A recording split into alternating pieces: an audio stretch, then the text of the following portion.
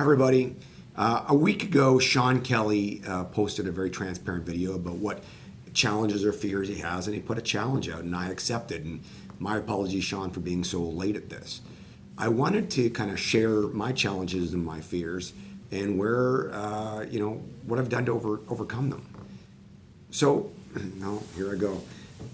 I am a cancer survivor. I had very late stage cancer of my throat, tongue, esophagus, and lymph node.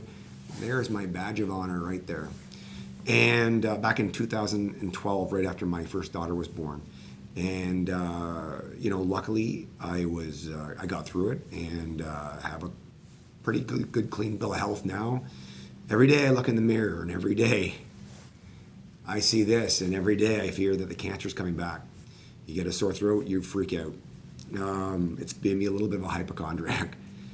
But what it did do for me, the positive out of it, and I'm actually glad it happened to me, as stupid as that sounds, because it made me slow down my life. It made me look at what's important. It made me look at my health. It made me really understand my family better, my work habits, my attention to detail, my willingness to learn, my need to own my craft. It really made me focus on what really I wasn't big on before. I was kind of all over the place before. And, it's kind of tough for me to talk about because it was a really tough time in my life. But I'm here.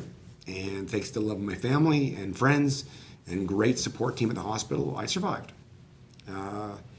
Now, I mentioned this for two things. Number one, I was diagnosed with HPV virus that caused my cancer in my throat.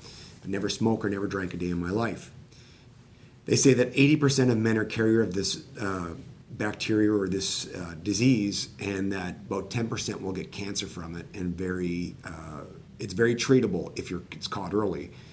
If it's not, it spreads. So people who are in the 30s, 40s, and 50s, it's just a throat swab. Just get it checked out. It's very treatable. So that's one thing. For work, one of my challenges was I never thought I was good enough growing up.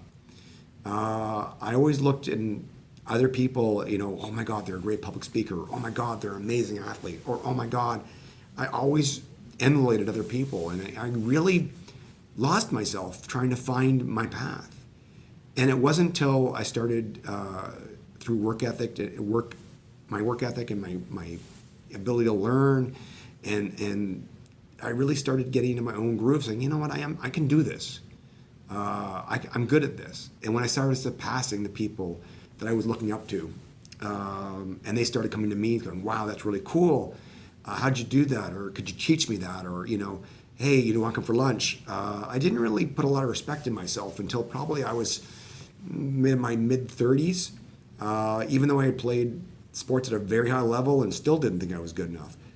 The confidence is always an issue with a lot of people, and some would say it's even mental illness.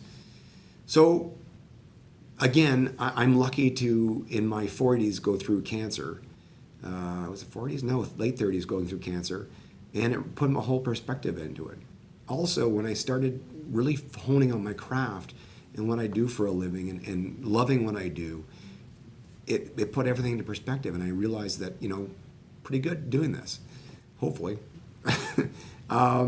Anyway, that's my moment. I'm sorry it's tough for me to talk about, but Sean, thanks so much for the challenge. I really appreciate it, and hope this finds you well.